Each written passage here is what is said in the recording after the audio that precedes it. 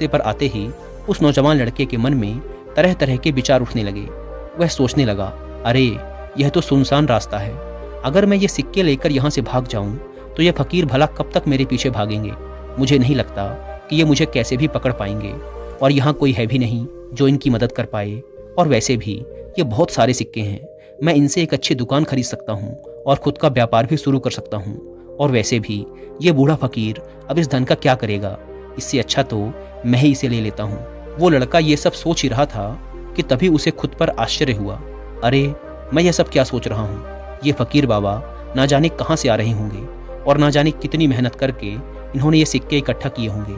मुझे इनका फ़ायदा नहीं उठाना चाहिए, नहीं नहीं, मुझे ऐसा नहीं करना चाहिए।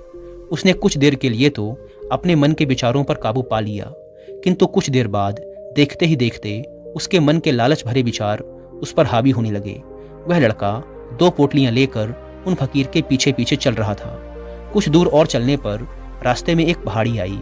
उसे देख वो फकीर बाबा उस लड़के से कहते हैं, बेटा ये पहाड़ी मैं नहीं चढ़ पाऊंगा, मैं काफ़ी बूढ़ा हो चुका हूँ और मेरे घुटनों में भी दर्द रहता है। यदि तुम मेरी यह तीसरी गठरी भी ले लो तो मैं तुम्हें 2 सोने के सिक्के और दूंगा, लेकिन याद रहे इसे कहीं गिराना मत, ये कहीं खुल ना जाए। यह बात सुन वह लड़का उन फकीर से कहता है, क्यों बाबा, आखिर इस गठरी में ऐसा क्या है। इस पर वह फकीर उस लड़के से कहते हैं, बेटा इसमें सोने के सिक्के हैं। यह सुन वह लड़का मन ही मन बहुत प्रसन्न हुआ। उसने चुपचाप वह तीसरी गठरी भी उन फकीर से ले ली और दोनों बिना कुछ बोले आगे की ओर बढ़ चले। अब वह फकीर बिना कोई वजह लिए आराम से पहाड़ी की चढ़ाई चढ़ रहे थे, लेकिन वह नौजवान लड़का जो कि पीछे था वजन के कारण बहुत धीरे धीरे चल पा रहा था। लेकिन जब से उसने सोने के सिक्कों का नाम सुना था उसका मन तो छलांगे मार रहा था। वह मन ही मन सोच रहा था कि अगर ये सारे सिक्के मुझे मिल जाएं तो मेरा जीवन तो बड़ी आसानी से कट जाएगा। वैसे भी ये फकीर तो बूढ़े हो चुके हैं, भला इन्हें इतने धन की क्या आवश्यकता, इनका जीवन तो वैसे भी कट ही चुका है। मैं एक काम करता हूँ, ये सारा धन लेकर यहाँ से भाग जाता हूँ। लड़के के मन में अनगिनत विचार चल रहे थे। लड़के का मन अब उसकी बुद्धि पर पूरी तरह से हावी हो चुका था। उस लड़के का मन अपनी बात को सही साबित करने के लिए उसे कोई भी तर्क दे रहा था। और तभी उसके मन में एक और विचार उठा, और अब की बार वह लड़का यह सोच रहा था कि लगता है ये फकीर बाबा कोई चोर हैं, नहीं तो इनके पास इतने सारे सोने के सिक्के कहाँ से आए। अगर ये कोई व्यापारी होते तो ये इस तरीके से पैदल यात्रा तो नहीं करते, और अगर इनके पास इतना सारा धन था तो ये कोई न कोई साधन भी अवश्य करते।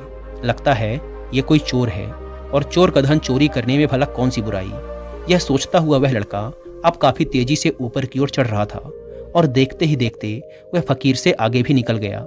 वह यह सोच रहा था कि जैसे ही इस पहाड़ी की चढ़ाई खत्म होगी और ढलान आएगी, मैं इन तीनों पोटलियों को लेकर भाग जाऊंगा, जिसके बाद ये सारा धन मेरा हो जाएगा और मेरी गरीबी भी हमेशा हमेशा के लिए खत्म हो जाएगी। मेरे पास बहुत सारा धन होगा, फिर मैं जो चाहूँगा वो कर पाऊंगा। ये सब सोचते सोचते वो पहाड़ी की चोटी पर पहुंच गया, और अब ढलान का रास्ता शुरू होने वाला था। तभी वह लड़का उन फकीर की नज़रों से बचता हुआ तीनों गठरियां लेकर तेजी से भागता हुआ आगे निकल गया। अब उसे अपना शरीर बहुत हल्का महसूस हो रहा था, जैसे कि उसे उन तीनों गठरियों का वजन तक ना मालूम पड़ रहा हो।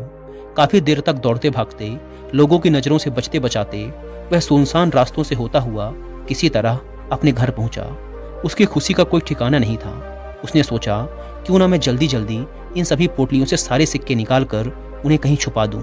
यह सोचकर जब उसने गठरी खोली तो पहली गठरी में उसे जंग लगे हुए लोहे के सिक्के मिले। यह देखकर उसे अपनी आंखों पर विश्वास नहीं हुआ। इस पर उसने तुरंत ही दूसरी गठरी भी खोल डाली। इस पर भी उसे जंग लगे हुए लोहे के सिक्के ही मिले। यह सब देखकर वह लड़का बड़ा हैरान हुआ। उसने मन ही मन कहा, आखिर यह सब क्या हो रहा है। उन फकीर ने तो मुझसे कुछ और ही कहा था। अब उसने वह तीसरी सोने वाली गठरी खोली, उसमें भी लोहे के जंग लगे सिक्के ही निकले। यह देखकर वह लड़का बड़ा क्रोधित हुआ। आखिर उन फकीर ने मुझसे झूठ क्यों कहा। उन्होंने ऐसा क्यों कहा कि एक गठरी में तांबे के सिक्के हैं, दूसरी में चांदी के और तीसरी में सोने के। वह यह सब सोच ही रहा था कि तभी उसकी नज़र उस गठरी के अंदर पड़े एक पत्र पर पड़ी। उसने तुरंत वह पत्र उठाया और पढ़ने लगा। उस पत्र में लिखा था, यह पूरा नाटक एक ईमानदार व्यक्ति की खोज करने के लिए रचा गया है। मैं इस राज्य का राजा हूँ, मेरी कोई संतान नहीं है, इसीलिए मैंने यह षड्यंत्र रचा है ताकि मैं अपने राज्य से किसी एक ऐसे ईमानदार व्यक्ति की खोज कर सकूं जो मेरे बाद इस राज्य का राजा बन सके और राज्य भार को संभाल सके। और इस राज्य भार को वही संभाल सकता है जो पूरी तरह से ईमानदार हो, जिसके